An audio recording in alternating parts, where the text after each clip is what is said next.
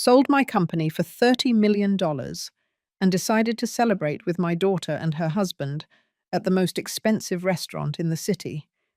But when I got up to answer a phone call, the waiter whispered to me, "I think your daughter put something in your glass." I returned to the table, pretending nothing had happened, and 10 minutes later, before continuing, please subscribe to the channel and tell us where you are listening from in the comments. The afternoon sun filtered through the palm trees that lined my driveway and the coral rooftops, painting golden streaks across the windshield. I parked the Mercedes inside the gate, my briefcase resting on the passenger seat like a loyal companion. $30 million. That number resonated in my chest, a confirmation of 40 years dedicated to building something from nothing.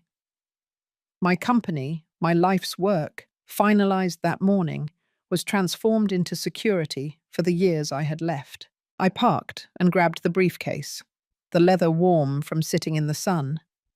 The mansion rose before me, gleaming white stucco, purchased 5 years ago so Rose and David could live comfortably while they got established. My daughter deserved everything I could give her. That's what fathers do. "Rose! David!" I called from the foyer, my voice echoing on the marble floor. Silence reigned at first. Then I heard footsteps from upstairs, muffled voices.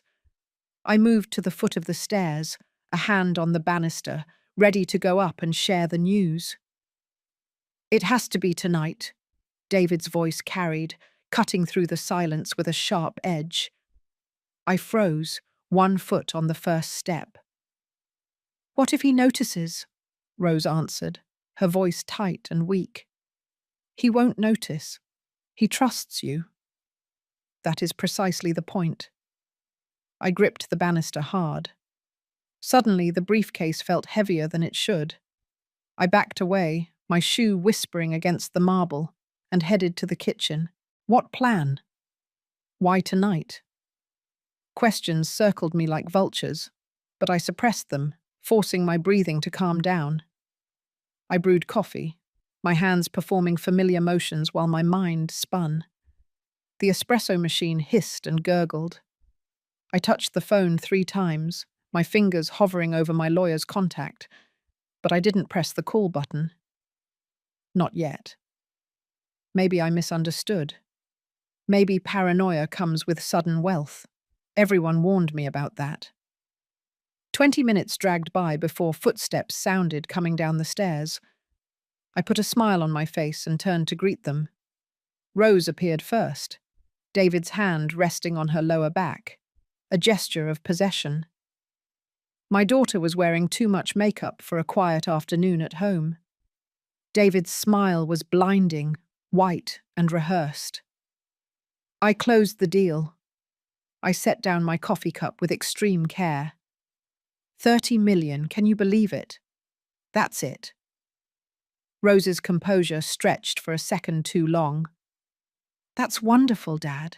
Her emphasis fell on the wrong syllable. I had raised this woman. I knew her rhythm inside and out. This wasn't amazement.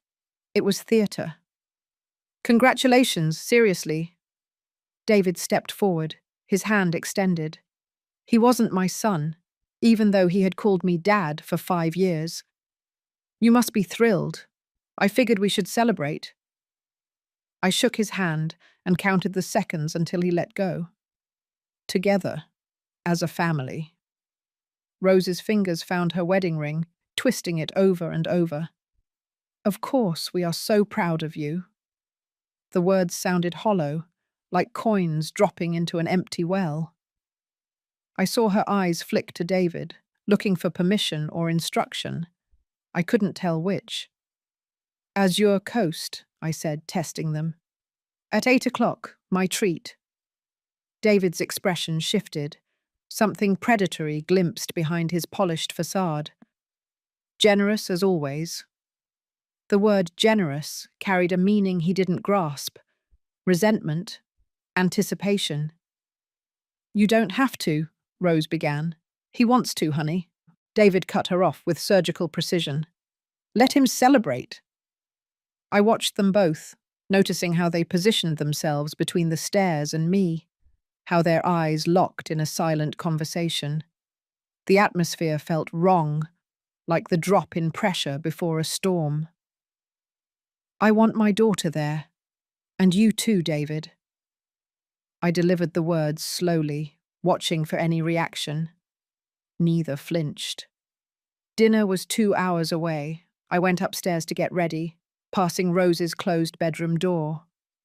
Voices, muffled but urgent, came from inside. I moved closer, shame burning in my chest as I strained to hear. "What if someone sees us?" Rose asked, sounding scared. "No one will notice. Everyone will just think he drank too much wine." My blood ran cold.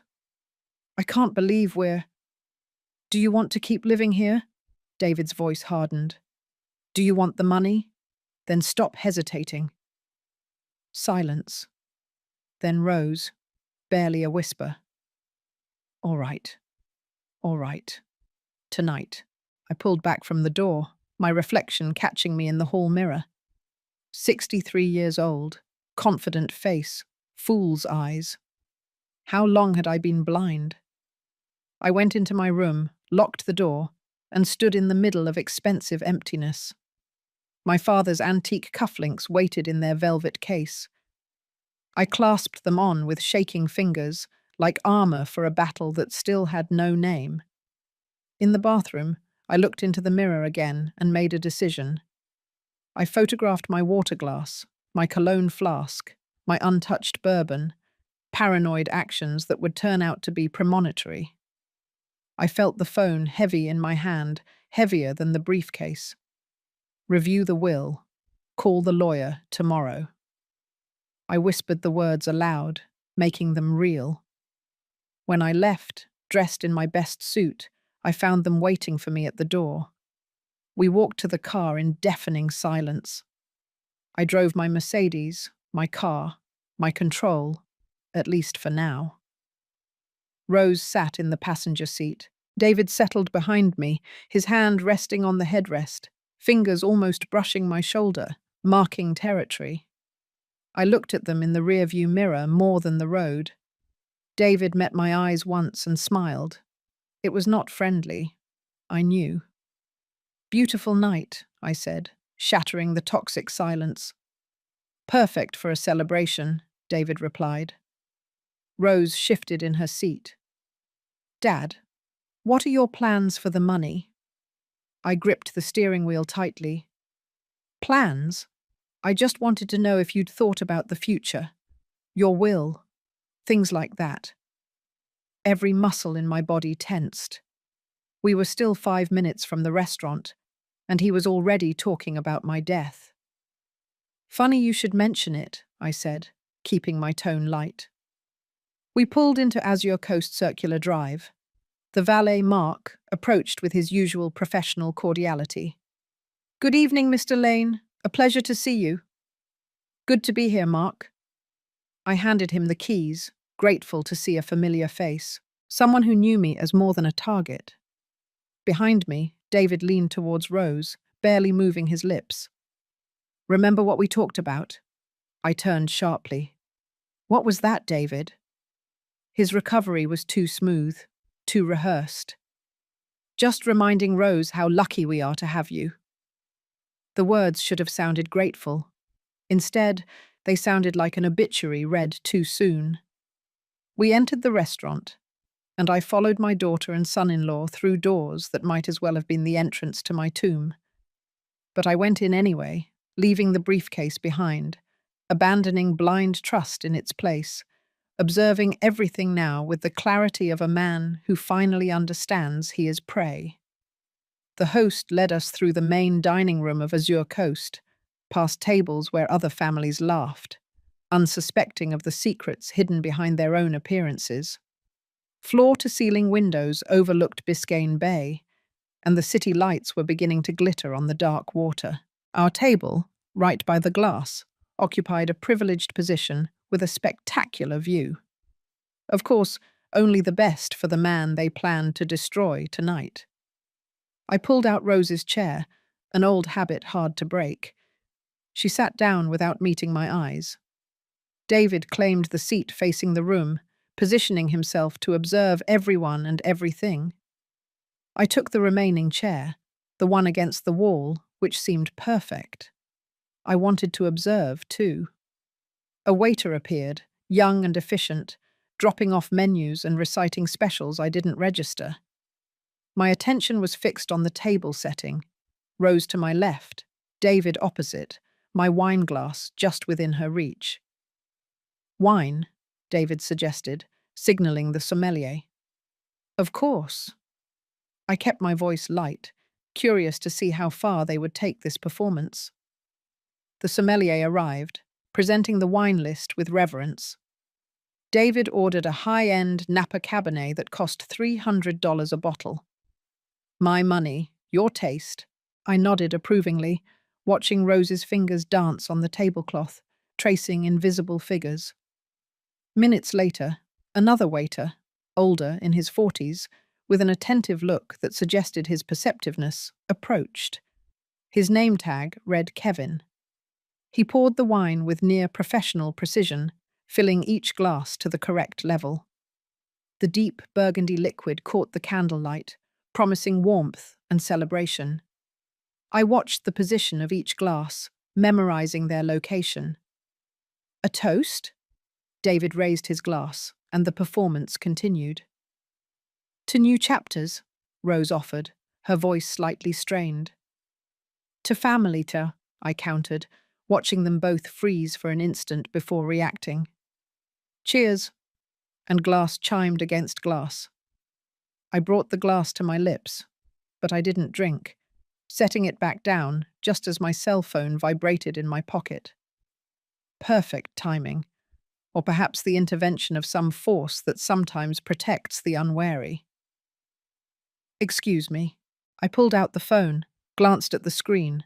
My accountant's number. I should take it. Deal details.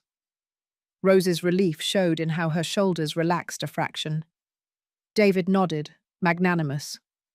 Of course. Business never stops. I stood up, phone pressed to my ear, and walked toward the patio doors. Through the glass, I could still see our table and observe their movements. The accountant's voice droned in my ear. Confirmation numbers, transfer dates, paperwork I would review tomorrow. But my eyes were fixed on my daughter and the man who controlled her. On the patio, there were only two other couples, far enough away for privacy. The cool October breeze brushed my face. I turned slightly, maintaining visual contact with our table through the glass doors. That's when I saw it. Rose leaned forward, her hand moving toward my wine glass. David's posture changed. He straightened, lifted his hand toward Kevin, who was passing by, summoning him to ask for bread, water, or some other invented necessity. A distraction tactic. Kevin changed course, following David's signal, but Kevin's position allowed him to see the table. I saw him lower his gaze. I saw his expression shift from professional courtesy to alarm. Rose quickly withdrew her hand. Something moved between her fingers, so fast, with such practice. The wine glass remained innocent where I had left it. But even from the patio, I could see the liquid had changed. Darker, denser. My accountant asked me a question. I gave an automatic answer. While my world reorganized itself around confirmed betrayal, Kevin finished with David, walked away, but his eyes returned to my glass again and again. His movements became unsure, his professional facade cracking. I watched him debate his obligation to the customers versus his conscience. After 3 minutes that felt like hours, conscience won. I hung up just as Kevin approached the patio door. He pushed his way out, looking for me, and found me by the railing. Mr. Lane? His voice was laced with nervousness, a slight break in the composure typical of the service industry. Kevin? I read his name tag again, memorizing it. Is something wrong with the service? He glanced into the dining room, toward our table, visible through the glass. Rose and David were seemingly conversing calmly, but I noted the tension in their backs, waiting for my return. "Sir, Kevin twisted the bar towel he held in his hands. "I don't know how to say this. I could lose my job. But I saw your daughter put something in your wine glass while you were on the phone. A clear liquid from a small vial." Those words should have shocked me. Instead, they crystallized everything with terrible clarity. "Are you sure?" I asked, even though I had seen it myself. I needed confirmation that I wasn't losing my mind. "Completely sure, sir. The glass on your left. The wine you haven't touched yet." His eyes pleaded with me to believe him, to act. "I've worked here for 6 years. I've never seen anything like it. But I saw it clearly." I reached into my wallet, pulled out a folded $100 bill, and handed it to him. "Thank you, Kevin. You may have just saved my life." His fingers closed around the money reflexively. "What are you going to do?" "Nothing that involves you, I promise. Go back to work. Forget this conversation." He nodded, a mix of relief and worry on his face. Then he disappeared back into the dining room. I stood on the patio, the cool air sharpening my thoughts, watching through the glass as Rose compulsively checked her phone, and David's hand rested possessively on the table, claiming space, claiming control, claiming what he believed would soon be his. My daughter, my own daughter. 36 years ago, I held her minutes after she was born, promised her everything, kept every promise I made. And tonight, she tried to poison me. Not tried. She did poison me. The glass waited on the table, an innocent crystal vessel holding death. The question wasn't whether to confront them, but how to make them understand exactly what they had done and what I would do in retaliation. I took out my phone again, and this time, I photographed the table through the glass. The camera captured the 3 glasses, documenting their positions. Evidence, though I hadn't yet decided for what purpose. I put the phone in my pocket. My reflection stared back at me from the glass door. A 63-year-old black man in an expensive suit, a successful businessman, a devoted father. That man died tonight. The person who returned to the restaurant would be something colder, harder, capable of surviving in territory I never imagined traveling. I pushed open the doors. The dining room's buzz flooded the air again. Conversations, laughter, the clinking of silverware, the everyday sounds of people who believe their families love them. 20 feet separated me from our table, from my daughter, from my poisoned wine. Every step calculated, measuring, preparing. When I reached my chair, my face reflected only a mild apology for the long call. I sat down, picked up the menu, and smiled at both of them, like a man who hadn't just witnessed his own attempted murder. "Sorry." I put down the menu, touched the wine glass lightly, a brush of fingers against the stem, a simple gesture to acknowledge its presence. "The issues with the deal are all sorted out." Rose sighed with relief. David's smile widened. "Have we ordered anything?" I asked. "I'm starving." And yes, not starving for food, but for justice, for vengeance, for seeing them drink the poison they had prepared for me. I placed the napkin on my lap with an almost rehearsed ease. Business never rests. David looked up from the menu, eyes slightly narrowed. "Everything all right?" "Better than all right. The bank transfer has processed. It's official." I lifted my wine glass, brought it close enough to smell the aroma, and then set it down without drinking. "Let's order first. I want to savor this moment properly." Rose's fingers traced the stem of her glass, the poisoned glass she prepared for me. Her smile seemed borrowed from a stranger. "What's so good, Dad?" "To family," I said, raising my clean glass in a symbolic toast, but still not drinking. They raised theirs. Crystal chimed in unison. I watched them drink while mine remained untouched. Rose's eyes constantly darted toward my glass, a question brewing behind her feigned composure. Why wasn't I drinking? I looked at the menu, pretending to deliberate. The Chilean sea bass sounds perfect.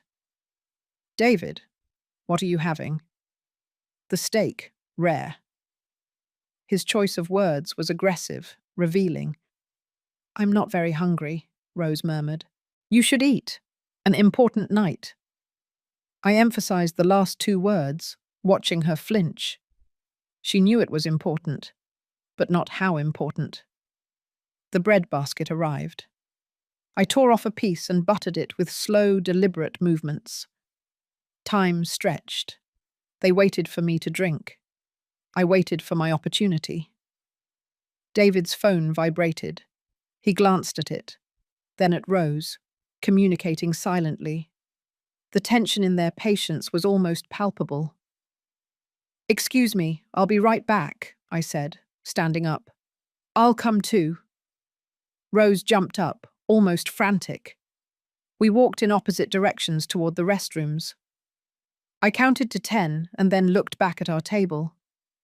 David had his phone in his hand, head bowed, thumbs moving rapidly across the screen. He was completely engrossed. 3 seconds, that was all I needed. I approached the table, extended my hand, lifted Rose's glass, placed mine, the poisoned one, right where hers had been. I put her clean glass in my spot and used my napkin to wipe the condensation drips, leaving everything as if nothing had changed. David began to raise his head. I was already looking at the menu. The wine glass wasn't even near my hands. "Forget something?" he asked. "Just wanted to confirm we ordered the appetizer. All good." I walked back toward the restrooms before he could notice anything odd. When I returned, Rose was already seated, flushed, anxiety reflected in her rigid posture. I settled back into my chair, took my menu, which was now her glass, clean and safe. "Did we order?" I asked pleasantly. We ordered. The conversation, though strained, resumed. Rose was touching her throat, breathing shallowly, preparing herself for whatever came next. She reached for her wineglass. For an instant, my heart stopped. Everything slowed, her fingers on the stem, the glass rising, her lips touching the rim, the wine flowing. She drank, not a sip, 3 large gulps, trying to calm herself. I watched her with cold, absolute clarity. David talked about investment opportunities, his voice a steady drone. 2 minutes passed, 3, 4. Rose's expression changed. Confusion flickered across her face. She blinked rapidly, shaking her head as if to clear a fog. "I feel light-headed," she said, bringing her hand to her throat. "What is it, honey?" David commented, noticing her pallor. She clutched the edge of the table, breathing shallowly and rapidly. I can't breathe right." Other diners turned, and murmurs of concern spread from our table. "What's happening?" She tried to stand, stumbled, and fell backward with a heavy thud. David yelled for someone to call an ambulance. I remained completely still. When her panicked eyes met mine, I spoke with the coldness of someone stating basic facts. "I switched the glasses, Rose." The silence became unbearable, her eyes fixed on mine. Terror, comprehension, betrayal reflected back at me like a mirror. "What did you put in my wine?" Each word was measured, deliberate, a prosecutor's tone. "What are you talking about?" David's face went from confusion to rage to disbelief. I didn't look at him, only at her. "Ask your wife what she meant to tell me she put in the glass." Rose sobbed, a broken sound. It was just to help you relax, to make you compliant for the papers. David's expression shifted. The full weight of catastrophic, total failure registered in his eyes, which widened impossibly. Kevin appeared, phone already pressed to his ear, calling emergency services. The manager showed up, trying to maintain discretion as chaos erupted at table 12. Minutes later, paramedics rushed through the entrance, equipment rattling. They surrounded Rose, took her vital signs, and asked rapid questions. What did you take? Any medications? Any allergies? She ingested something from a vial she was carrying, I said clearly. Check her purse. They overturned it. The contents spilled onto the white tablecloth: lipstick, wallet, keys, and a small brown bottle. No! Rose screamed, her voice cutting across the restaurant. The paramedics examined the vial, exchanged glances, and began using medical terminology. They lifted her onto a stretcher and strapped her down. David followed closely, like debris dragged in a current. The manager approached cautiously. Mr. Lane, I am so sorry. Her medical bills are her responsibility, I interrupted quietly. Not mine. I left money on the table for the uneaten meal and walked out into the cool night. My car was still parked where I had left it hours ago, as if it belonged to another life. I drove toward the hospital, following the fading sound of the ambulance sirens. City lights blurred around me. Traffic signals changed color. Other drivers rushed to where they thought they needed to go. I drove carefully, respecting all the rules, as a cold clarity settled into my bones like winter. The hospital waiting room smelled of fear, wrapped in antiseptic. Fluorescent lights buzzed overhead, bathing everything in a pale blue. I sat in a plastic chair, hands clasped, while David paced like a caged animal. He hadn't spoken to me since we arrived. The silence felt appropriate. Around 2 o'clock in the morning, a doctor appeared. Young, tired, competent looking. Family of Rose Torres? We both stood up. She's stable, the doctor said, consulting a tablet. Diazepam intoxication, a considerable amount. We administered flumazenil and started an IV drip. She'll make a full recovery, but we'll keep her for observation until tomorrow afternoon. Can we see her? David's voice cracked. Briefly. She's sedated and likely won't remember the visit. The doctor's gaze shifted to me. The substance came from a prescription vial. We'll have to report this. Of course, I said calmly. Do what's necessary. We followed him through double doors, down corridors that all looked identical. Rose lay in a bed surrounded by monitors, an IV in her arm. Her face looked younger, stripped of makeup and artifice. My daughter, the child I held minutes after birth, the woman who tried to drug me into signing away my divorce. David moved close to her bed and took her hand. I remained by the door, an observer, not a participant. After 5 minutes, I left. I found my car in the parking garage and drove home through deserted streets while the city slept. The mansion looked different as I entered. Same furniture, same artwork, different meaning. I walked through rooms that now felt like enemy territory, pausing outside Rose's closed bedroom door. Beyond it, the bed where she had conspired with David, the space where they had rehearsed my demise. I continued to my study, locked the door, and stood by the window, watching the darkness slowly fade from the sky. Dawn arrived with surgical precision, orange light replacing black, crisp and clear. Sleep seemed irrelevant. Instead, I made coffee, strong, bitter, so hot it burned. I sat at my desk and began writing in my leather-bound notebook. Not emotions, but facts. Dates, conversations, financial transactions, creating a timeline. Around 8 o'clock, I heard the front door open. David was returning, his steps heavy on the stairs, the door closing with controlled force, his anger vibrating through the walls. I went downstairs, poured another cup of coffee, and waited. They arrived home together around 2 o'clock in the afternoon. Rose walked slowly, hospital discharge papers clutched in her hand, dressed in yesterday's clothes. Her eyes were sunken, her skin pale. She didn't look at me. David held her arm at the elbow, for support or necessity, impossible to tell. I stood in the living room archway. "We need to talk." "I think we're done talking," David shot back. "Sit down." It wasn't a request. Something in my tone compelled them to obey. They slumped onto the sofa, forming a unified front against me. "I want you out of this house," I said quietly. "You have until the end of the month." Rose's face crumpled. "Dad, please. You tried to poison me, drug me into signing something while incapacitated." "What papers were they, Rose? A power of attorney? A will amendment? Property deeds?" She opened her mouth, then closed it. Tears slipped down her cheeks. Real ones, finally. But they were for herself, not for what she had done.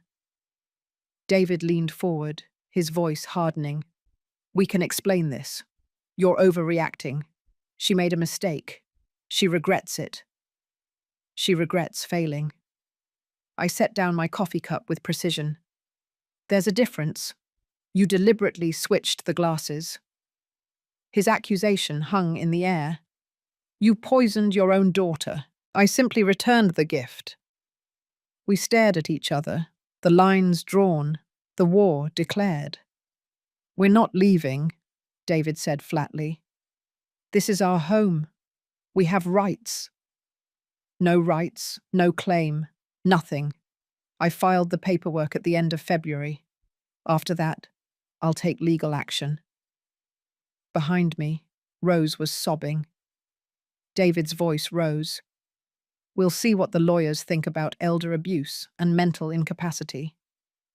I stopped and turned around. "Try it. Please. Give me more evidence." He snapped his mouth shut. I spent the next 3 days observing them like specimens under glass. They kept to Rose's room, voices rising and falling behind closed doors.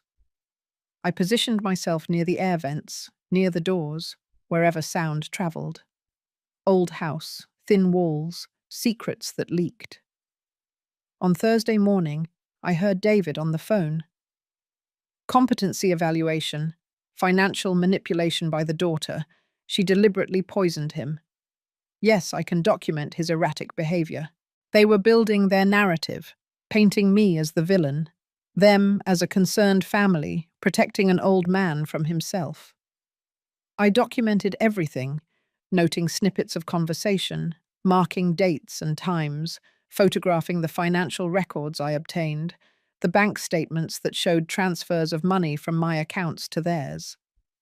Purchases made on the credit cards I had given them, the paper trail of dependence. Patterns emerged. 15 months ago, a $50,000 transfer for emergency house repairs that were never done. 8 months ago, a $70,000 withdrawal for an undocumented investment opportunity. 3 months ago, David suddenly had a new car, in his name, paid for in cash. My money, their lifestyle, my trust, their exploitation. On February 20th, sitting in my study, I called the law firm of Ryan Blackwood, the lawyer my banker recommended for complex family matters. The receptionist's voice was efficient and professional. "I need a consultation regarding potential fraud, financial elder exploitation, and attempted—" I paused, choosing my words. "Harm by family members." Typing sounds on her end. "Can you come in on Thursday?" "What time?" "Does 2 o'clock in the afternoon work for you?" "I'll be there." I hung up the phone.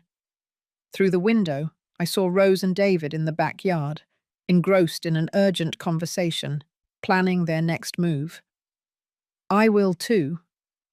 I opened my laptop and started a new document. Financial manipulation timeline, evidence log. The first entry started with a date 15 months ago. The cursor blinked on the blank document, waiting. I typed the header, Financial Manipulation Timeline, Evidence Log. Below it, I began listing everything I remembered, tracing back through 18 months of trust, slowly eroded into exploitation. March 2024, transfer of $50,000 for emergency house repairs. I checked my bank records, found the transaction, and cross-referenced it with my calendar. No contractor had visited the house that month. No permits were filed. The house looked exactly the same. First lie, first theft. In May 2024, they had scheduled a lawyer consultation. I searched my email and found the confirmation. They had told me it was about estate planning, to simplify things for everyone. Now I understood what they really wanted: access, control, signatures on documents I never authorized. The list grew, each entry a small wound that had seemed insignificant at the time. Taken together, they formed a pattern that looked like premeditated theft. I worked until midnight, then reviewed everything at dawn on February 21st. I printed 3 copies, organized them in labeled folders, and dressed in my best suit, projecting competence, not victimhood.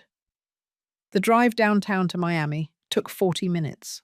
The Brickell Financial District rose in glass towers that caught the morning sun and reflected it like mirrors. I parked in the underground garage, took the elevator to the 24th floor, and carried my folder like evidence, which it was. Ryan Blackwood's office occupied a corner with views of Biscayne Bay.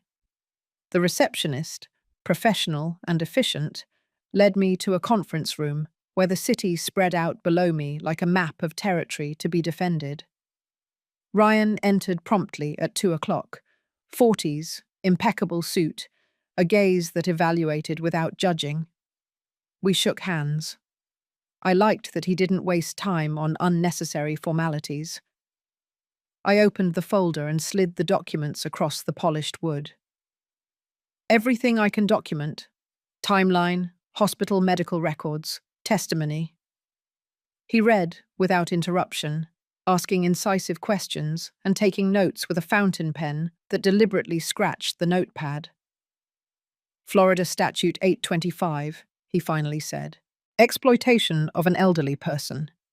It covers attempts to gain control of assets through coercion, manipulation, or incapacitation. He reviewed my file. This shows a clear pattern.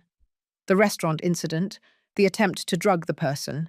That is a felony, but we need more documentation of their current behavior. What kind of documentation? Their current actions. Conversation where they discuss strategies. Attempts at manipulation. You mentioned they still live in your house. I nodded, and he continued. I'm going to recommend a private investigator, Serafina Chen. She's an ex-police detective specializing in elder fraud cases. She can set up surveillance and document everything legally. He wrote a name and number on his card and slid it across. Call her. Get proof of what they're doing now, not just what happened before. Then we talk about protective trusts, restraining orders, and a potential civil lawsuit. I left with a feeling I hadn't felt in weeks: validation. This wasn't paranoia. This was legitimate protection. 4 days of close observation followed. I wrote everything down. Their whispered conversations that stopped when I entered rooms. The way they watched me, like predators stalking an injured prey. David's hand was always on Rose's shoulder, control disguised as affection. On Monday morning, February 25th, I drove to Pinewood. Serafina Chen's office was in a modest building, professional degrees on the walls, no wasted space. She looked to be in her late 30s, with a penetrating gaze and a direct manner. Ryan sent your file, she said after I explained. Restaurant intoxication, financial exploitation, prolonged cohabitation with hostile people. You want surveillance? Any method that documents their behavior legally. Cameras in the common areas of your own home, legal. Living room, kitchen, hallways, audio and video. Cloud backup, access from your phone. She gave me a quote. $5,000 upfront retainer plus hourly fees. I signed the contract without hesitation. The money was worthless compared to the truth. I'll need access on Tuesday, she said. Could you get them out for a couple of hours? I'll arrange it. On Tuesday morning, during breakfast, I casually mentioned, I need some things from that specialty market in Coral Gables. Would you mind picking them up? Maybe we can grab lunch together. I gave you a detailed list. Things from a store 30 minutes away. They left at 10 o'clock. I texted Serafina. She arrived 15 minutes later with equipment cases. Cameras were placed on a living room bookshelf, in a kitchen clock above the table, and in a hallway smoke detector.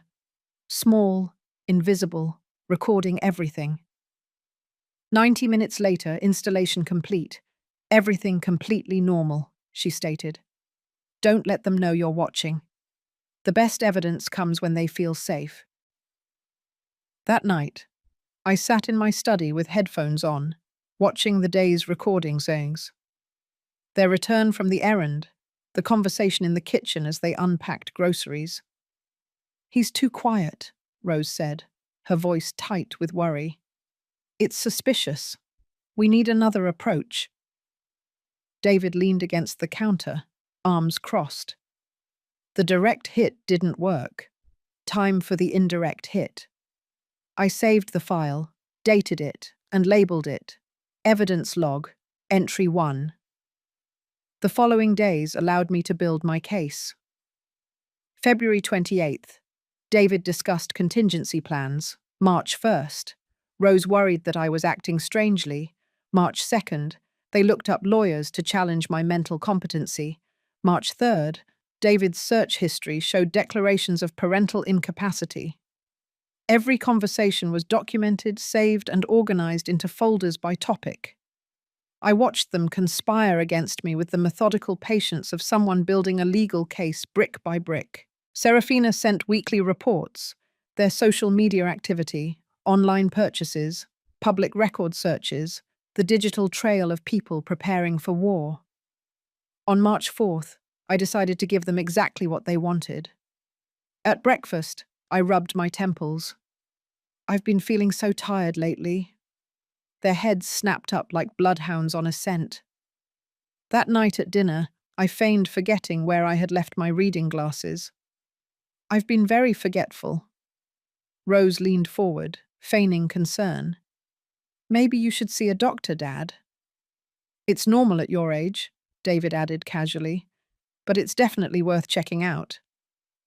I nodded, playing the confused old man. Later, reviewing the recording, I saw them celebrate my confession as if it were a gift. On the night of March 18th, after 3 weeks of evidence, dozens of conversations, and hundreds of hours of recording, I opened my phone and found Ryan Blackwood's number. Tomorrow, we would build a strategy. It was time to move from documentation to action. The articles appeared on March 5th. I found them scattered on the kitchen counter that morning, printed pages about cognitive decline, the early symptoms of dementia, and the importance of medical evaluation for seniors. Rose was by the coffee maker, watching my reaction. I found this online. I thought it might be helpful to understand what's been happening with you. I picked up the first article and skimmed it with appropriate confusion. I suppose reading wouldn't hurt. Knowledge is power, David added from the doorway. His smile didn't reach his eyes. I took the articles to my study, photographed each page, and filed them as evidence. Psychological manipulation, documented. They were constructing a narrative, the confused old man who needed intervention, who couldn't be trusted to handle his own affairs. Over the next 3 days, More articles appeared. Residences for people with dementia, the importance of power of attorney, financial management for those experiencing cognitive difficulties. Each one was carefully placed where I would find it. Each one was photographed and filed. On March 8th, the surveillance cameras caught them in the living room, believing they were alone. "We need an expert opinion," David said. "Someone who can evaluate him professionally." "A psychologist?" Rose's voice held equal parts hope and guilt. "I know someone, Marcus Reynolds, a clinical psychologist specializing in elderly cognition. We set up a casual lunch. I introduce them. Marcus makes observations. Will he do it ethically? Will he be objective? If your father shows symptoms, Marcus documents them. If not," David shrugged, "then we'll know for sure." I watched this conversation 3 times, taking notes. The tension was escalating. They were seeking external validation for their version of events. On March 10th, I met David for lunch at a cafe in Coconut Grove. He had suggested it that morning. "So we can get to know each other better without the stress of work." And I accepted with appropriate gratitude. Marcus Reynolds joined us 15 minutes in. "Hey, this is my friend Marcus. I mentioned him. The psychologist." We shook hands. Marcus, about 40-something, professional demeanor, cautious eyes. "David told me about you. Successful sale. Congratulations." We talked for an hour. My performance was impeccable. I occasionally searched for words, asked Marcus to repeat questions, and commented on my forgetfulness. I didn't exaggerate, just a hint of confusion. Marcus maintained professional distance, but I caught him watching me, evaluating, cataloguing. "It was a pleasure meeting you," Marcus said as lunch ended, handing me his card.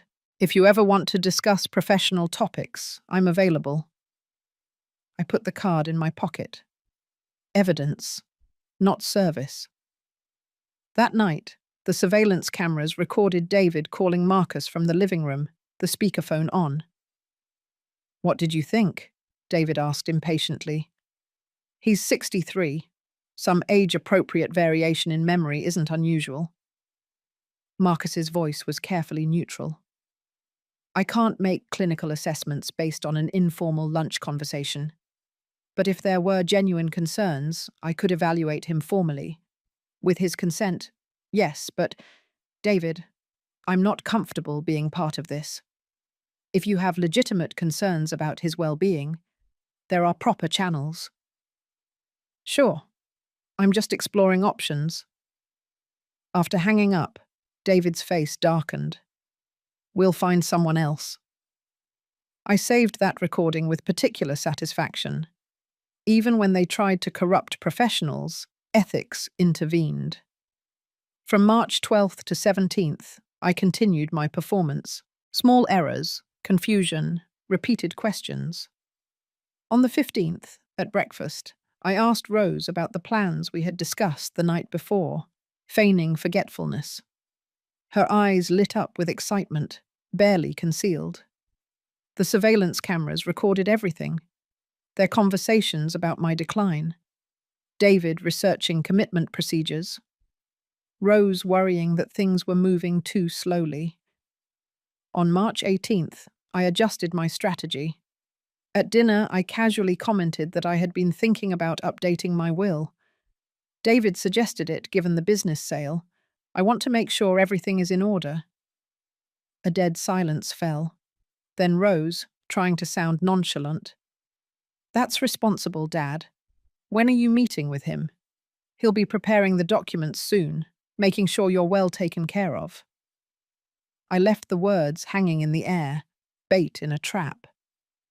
After dinner, I retreated to my study. The surveillance cameras recorded them in the kitchen. They spoke in low voices, but the microphone caught everything.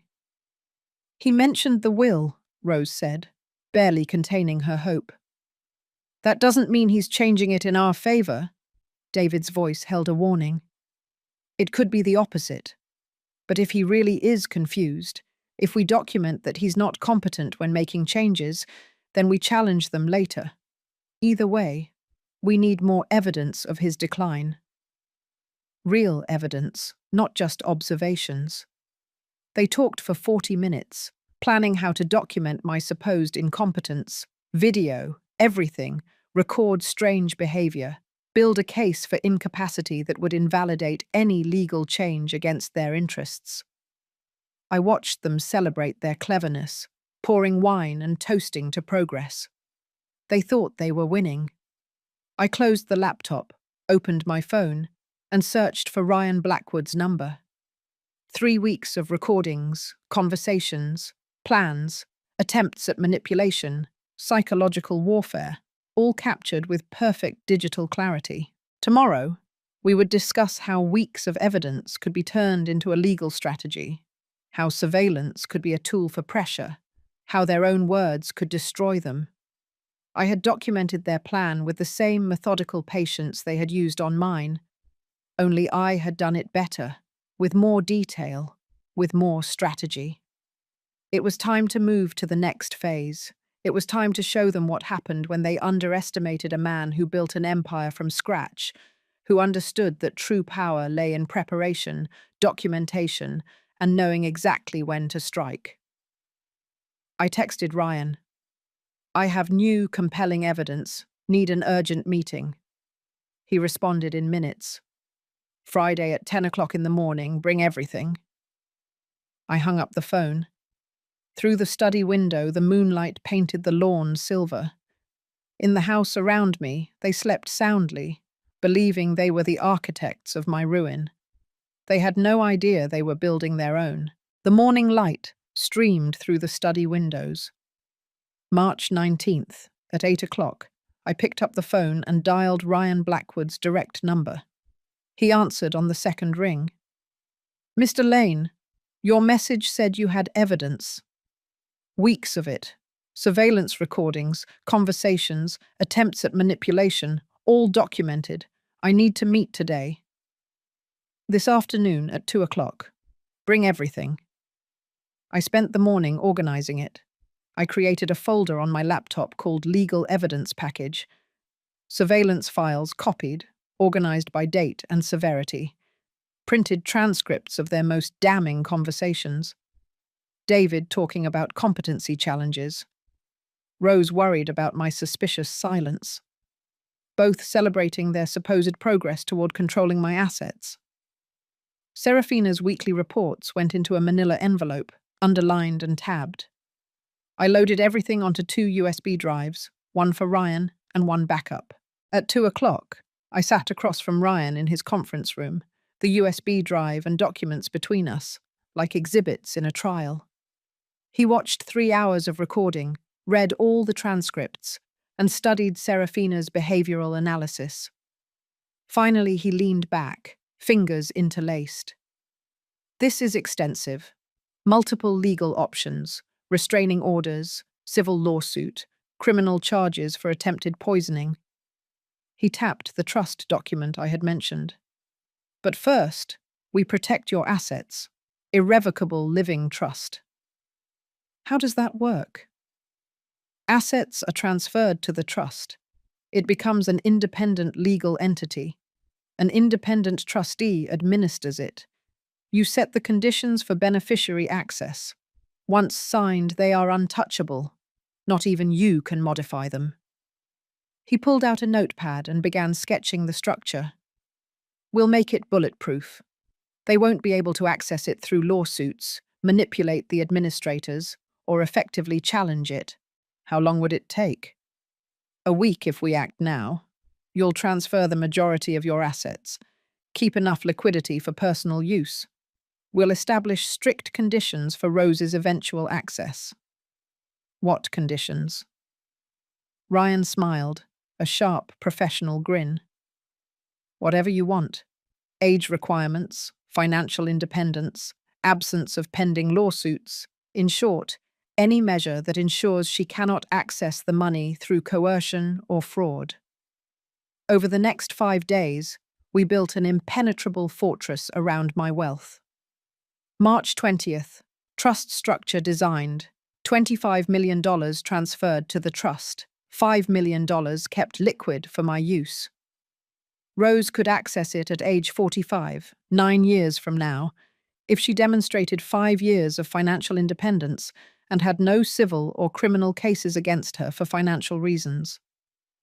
On March 23rd, a meeting with Florida Fiduciary Services. 2 fiduciary officers, professional and impartial, explained their role. They would follow this document to the letter. No family pressure, no manipulation, no exceptions. March 24th. Final signing. Ryan's conference room again, but this time with a notary and fiduciary officers present. The documents lay across the table like a treaty ending a war. I signed each page, initialed and dated. The notary officially sealed each signature. "Your assets are protected," Ryan said as I put the copies in a leather folder. "She cannot manipulate, coerce, or sue you for them. The trust is irrevocable. Case closed." I drove home with a feeling I hadn't felt since February. Power, control, security. At home, life continued its strange theatre. They still knew nothing of the trust. The surveillance cameras recorded their casual conversations about the inheritance. Their certainty that eventually my money would be theirs. March 28th. Breakfast.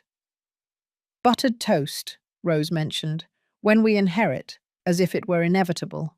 That night, David's laptop search history, how to challenge a will in Florida. I decided to tell them on April 1st, an auspicious date for plans to unravel. On March 31st, I texted both of them. "Family meeting tomorrow, 10 o'clock in the morning, in the living room, important."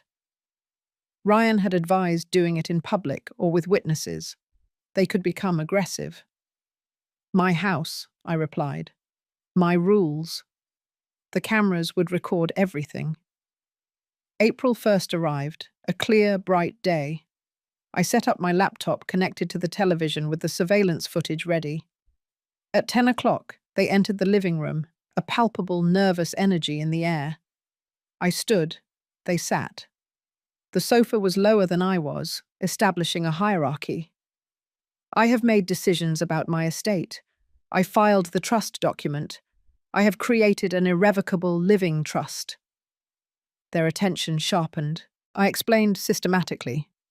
$25 million transferred, independent trustee, conditions of access, minimum age 45, financial independence, no pending lawsuits. I watched their faces register comprehension. "What?" Rose's voice cracked. "Are you cutting me out?" "I am protecting my assets from manipulation." David leaped up from the sofa. "All this over the restaurant? A mistake, and you—" "A mistake." I picked up the remote and hit play. Their voices filled the room. Surveillance footage, them talking about my competency issues, planning to document my decline, celebrating their progress toward the inheritance. "You spied on us," Rose cried now. "Your own daughter." I protected myself from those who tried to drug me into signing legal documents. "We're going to sue." David stepped forward, poorly disguising his aggression. "We're going to challenge this." "You can't. It's irrevocable. It's done. Legally bulletproof." I looked him in the eyes without blinking. "Try to challenge it. Don't waste your money on lawyers. We've lived here for 5 years. We have rights." "You have no rights to my money. You never did." David stormed out. Rose followed, sobbing. I went back to my study, reviewed the camera recording of the confrontation I had just captured, saved it with the date and time and a label. Evidence of reaction. The rage confirmed their guilt. The following week, the house became a battlefield. Doors slamming, hostile silence, calls to lawyers were overheard, all saying the same thing. The trust was solid, unshakable. On April 7th, Rose attempted reconciliation. She knocked on my study door, tears welling up. "Dad, we can fix this. I'm your daughter." My daughter would never have tried to poison me. "It was a mistake. Please leave my study." She left. I sat alone staring at the wall, knowing what came next. The trust protected my money. Now I needed to reclaim my house. I opened my notebook and wrote 4 words. Get them out of the house. That same night, I called a real estate agent, Catherine Wells, recommended by my banker for her discretion and speed. "I want to sell my house. When can we list it?" "I can see it tomorrow morning. If it's as you describe, we could list it this weekend." April 8th, she arrived with a tape measure and a professional appraisal. I walked through the rooms where my daughter and son-in-law still lived, evaluating the market value of the house they were borrowing. "A lovely property. I can list it for $7 million. This market moves fast, but the property must be vacant for showings." "It will be." The listing went live on April 10th. First showings scheduled for April 12th. I notified Rose and David via text message. "Showings Friday. You'll need to be out for 3 hours." "You're selling the house?" David replied by text. "Yes." There was no response. They left on Friday morning, and when they returned, they found business cards from potential buyers on the kitchen counter. Their faces registered the comprehension that I was completely dismantling their life. On April 15th, I asked Ryan to draft the eviction notice. Formal, legal, final, giving them 60 days to vacate. I handed it to them that night as they sat in the living room, their borrowed living room. David read it, his face darkening. He tore it in half. "You can't evict us. This is our home. Read the notice. Challenge it all you want. No lease, no rent, no tenant rights. 60 days, June 15th. We'll fight this. Try it." They hired a lawyer. On April 16th, I listened to their consultation call via surveillance cameras. The lawyer's assessment matched Ryan's. "If there's no lease, he has grounds. You live there by permission, which he is now revoking." Ryan filed the eviction lawsuit on April 20th. The court date was set for May 3rd, 3 weeks away. Meanwhile, I rented an apartment downtown. Month-to-month lease, oceanfront, quiet. A clean place, no grudges. I moved out on April 28th. The house became hostile territory. I stayed mostly at the apartment, returning only for necessities. On each visit, the surveillance cameras captured their desperation. Rose crying, David raging, both calling lawyers who had no solutions. May 10th arrived. Miami-Dade Courthouse, 3rd floor, eviction trial. Ryan and I sat at the plaintiff's table. Across the aisle, Rose, David, and their lawyer, young and overmatched, aware he had no case. Judge Miller took the bench, a man in his 50s, serious-looking, experienced in seeing people try to evade consequences. Their lawyer stood. "Your Honor, my clients have lived in this property for 5 years." "Under what agreement?" Judge Miller interrupted. "His family. The plaintiff is Ms. Torres's father. That is not a lease agreement. Do they pay rent?" "No." "Do they have a written lease?" "No, Your Honor." "Then they are guests without a contract. Mr. Lane has given appropriate 60-day notice." He looked at Ryan. "Yes, Your Honor, served on April 15th. They have until June 15th to vacate." Judge Miller reviewed the documents. "I see no legal impediment to this eviction. The plaintiff is the owner of the property. The defendants have no lease or rental agreement. Notice was proper." He looked at Rose and David. "You have until June 15th. After that date, law enforcement can intervene. Motion granted." The gavel cracked. Final decision. In the hallway, David confronted me, his voice low and menacing. "You'll regret this. You're destroying your own family. I am removing those who poisoned me. We'll make you pay. With what money? I walked away, leaving him sputtering in the hallway. The next 5 weeks were a tense standoff. I stayed at the apartment.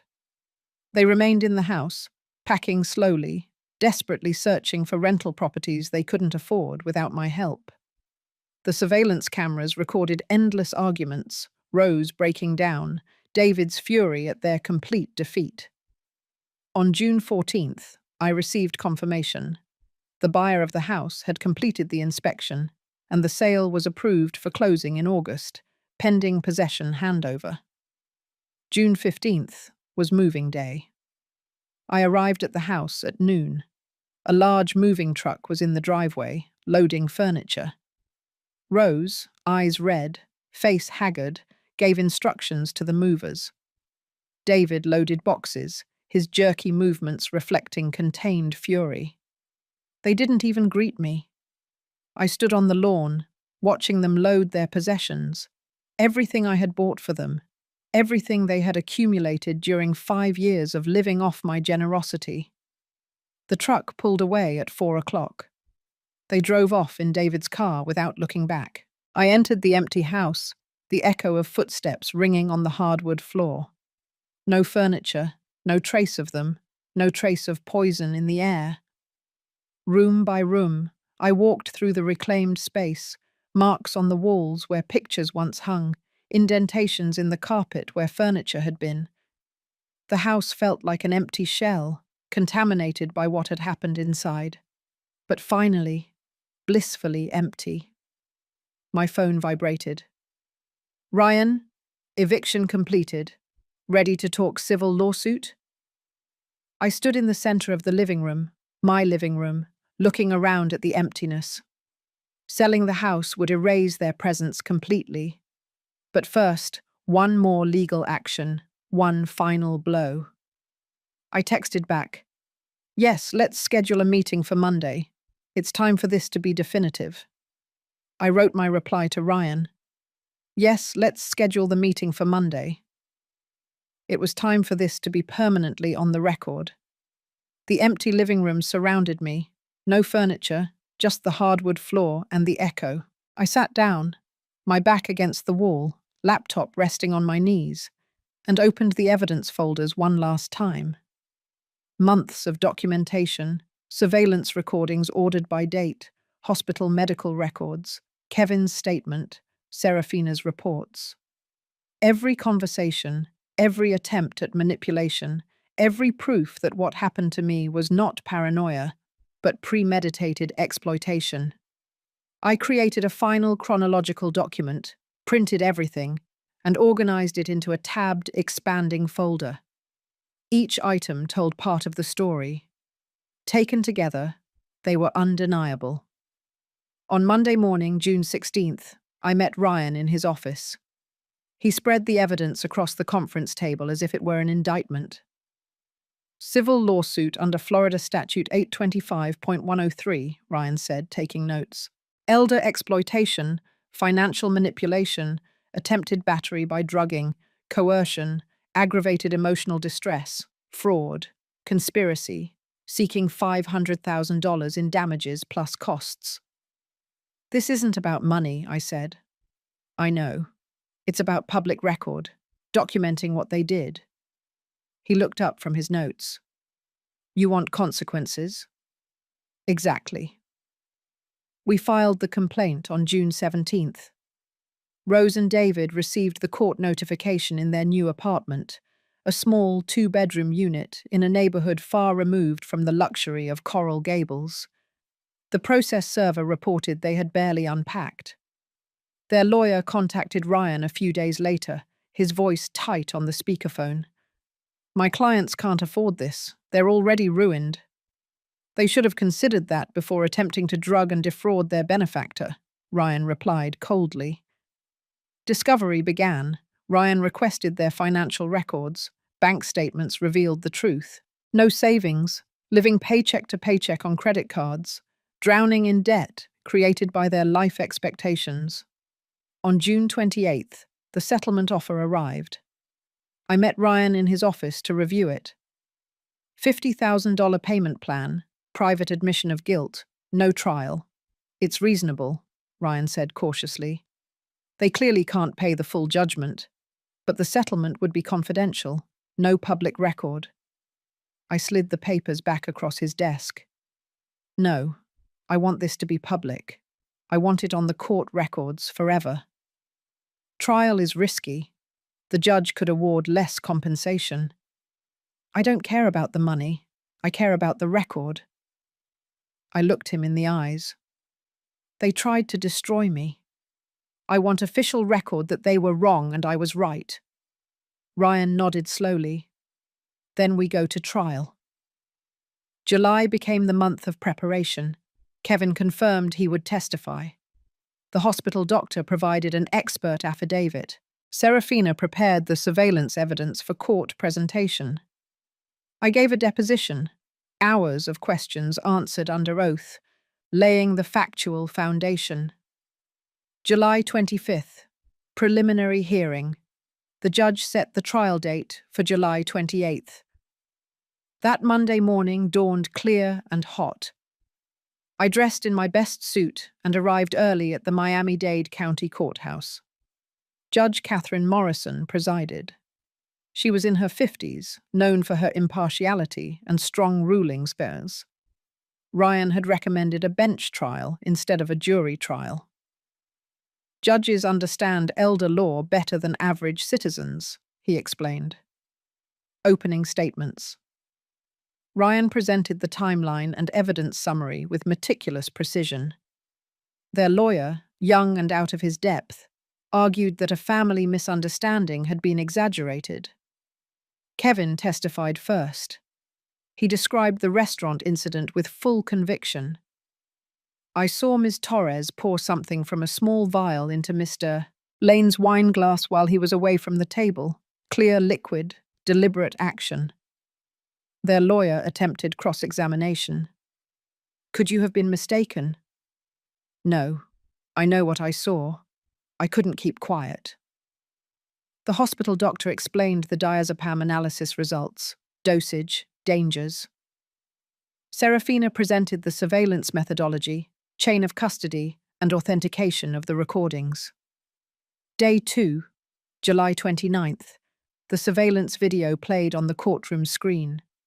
Their own voices filled the space, discussing competency issues, planning Marcus's consultation, and celebrating their supposed progress toward the inheritance. David said, "He's 63, not lucid anymore." Rose's voice said, "We deserve this money." I watched Judge Morrison take notes, her expression serious and focused. Rose testified, crying. She admitted to the restaurant incident, but claimed she only wanted him to listen to her about important papers.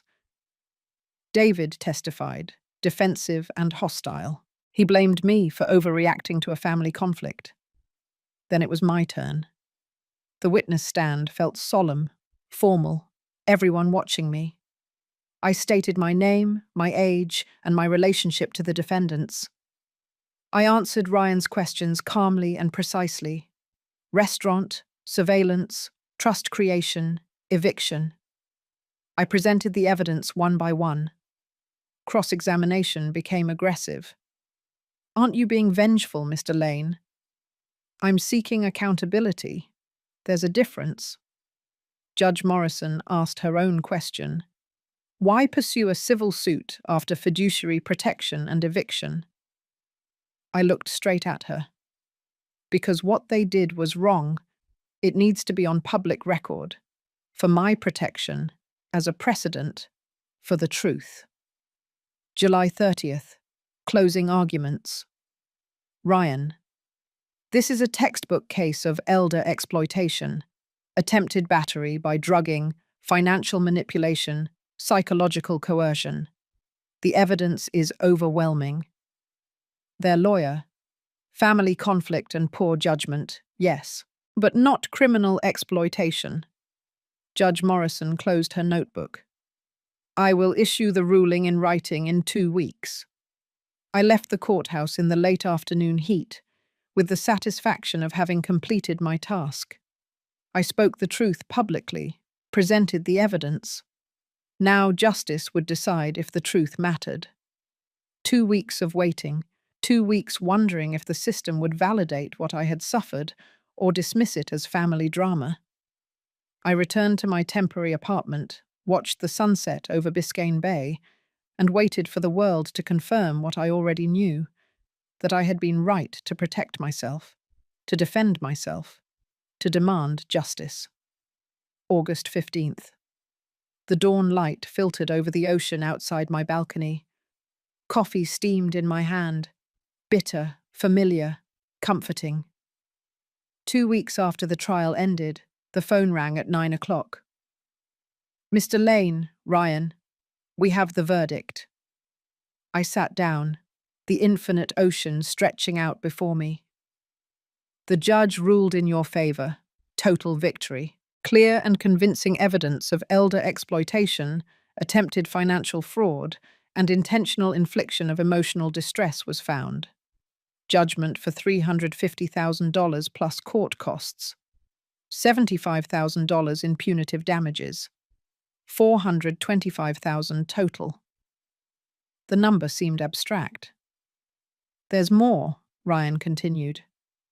"Permanent restraining order. They are prohibited from contacting you directly or indirectly. No calls, no letters, no communications through third parties. Violation results in contempt charges. And the payment? They have nothing. Court-ordered payment plan. Garnishment of future wages until the debt is settled. Could take years. But the judgment is public record, searchable. Permanent documentation of what they attempted. That's what I wanted. Not the money. Documentation, validation, public record that I wasn't paranoid or cruel, that I was the victim of an attack, and I had every right to defend myself. Thank you, Ryan, for everything. You did the work. I just legalized it. After hanging up, I sat watching the sunrise. The written opinion arrived by email an hour later. I read every page. Judge Morrison wrote, "The evidence presented demonstrates the premeditated exploitation of an elderly person by those in positions of trust. The incident at the restaurant, the attempt to drug someone to facilitate document signing, constitutes a felony in itself. Subsequent surveillance recordings reveal ongoing manipulation and planning. This court finds the defendant's actions reprehensible and deserving of the maximum civil sanctions." Reprehensible. Maximum penalty. Public document. I printed the opinion and filed it. One more document in a case now closed. On August 16th, I closed on the sale of the Coral Gables house, sold to a young family for $2.75 million. They will never know what happened within those walls. They will fill it with different memories, different lives, different futures. That same day, I bought a downtown apartment. 10th floor, floor-to-ceiling windows, ocean views to the horizon. $850,000, cash purchase from the house sale. Modern, impeccable, no history. I moved in on August 18th. Furniture arrived and was simply placed. Nothing excessive, nothing unnecessary. The space felt like taking a breath after being underwater. August 20th, last meeting with Serafina in her Pinewood office, the certification still hung on the wall. "Case closed," she said, handing me a USB drive. "All the surveillance recordings, reports, and documentation. Go on the record that I thank you for everything. You made it easy. They were predictable." She stood and extended her hand. "Take care, Mr. Lane." We shook hands, the matter concluded. The professional relationship was over. On August 22nd, I sat on my new balcony, phone in hand. I searched for Rose's contact, my finger hovering over the screen. Delete contact. A confirmation box popped up. I pressed yes. Her name vanished. David's followed. Both disappeared from my phone, from my life, from my future. The restraining order legally barred them from communication. Even if they wanted to apologize, reconcile, or explain, the law prevented it. 3 years minimum, enough time for life to move on without them. I felt nothing, neither satisfaction nor sadness, just a serene peace. On August 23rd and 24th, I established new routines: coffee on the balcony in the morning, walks by the sea in the afternoon, reading at night with the sound of the ocean drifting through the open windows. I called old friends I had neglected during the chaos, made lunch plans, reconnected, and rebuilt my social life outside of surveillance and legal battles. On August 25th, the sunset painted the sky in layers, orange blending into purple, then deep blue. I stood on my balcony, coffee cooling in my hand, watching the day turn into night. 6 months since February, since that restaurant, since Kevin's warning, the glass switch, and everything that followed. I protected my assets through the trust, evicted them from my house, held them accountable with a civil judgment, and put their exploitation on public record. I won, but it didn't feel like victory.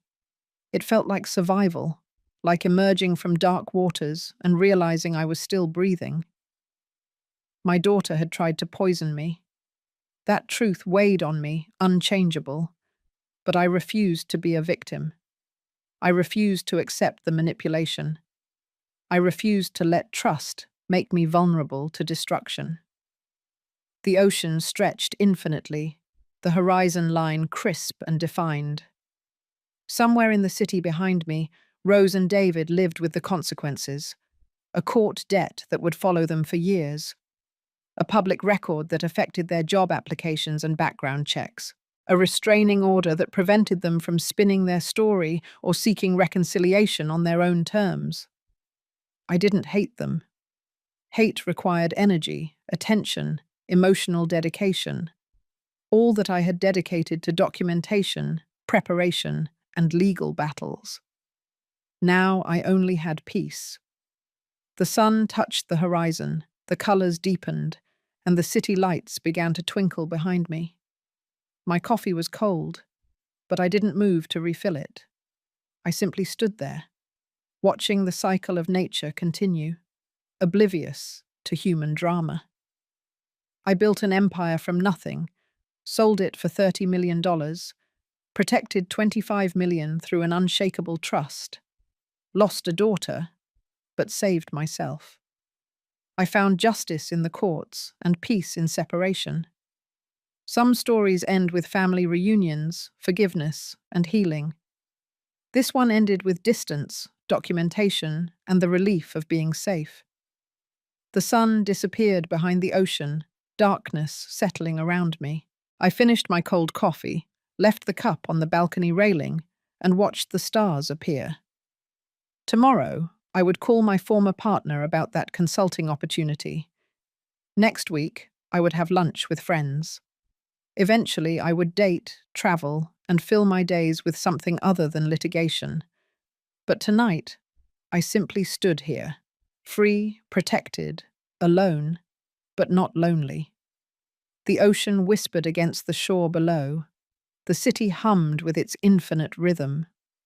Life went on, indifferent to individual struggles, offering new days to those who survived old battles. I had survived, and that was enough. If you liked this story, please hit like on this video, subscribe to the channel, and share your thoughts in the comments. To hear the next story, click on the box to the left. Thank you for watching.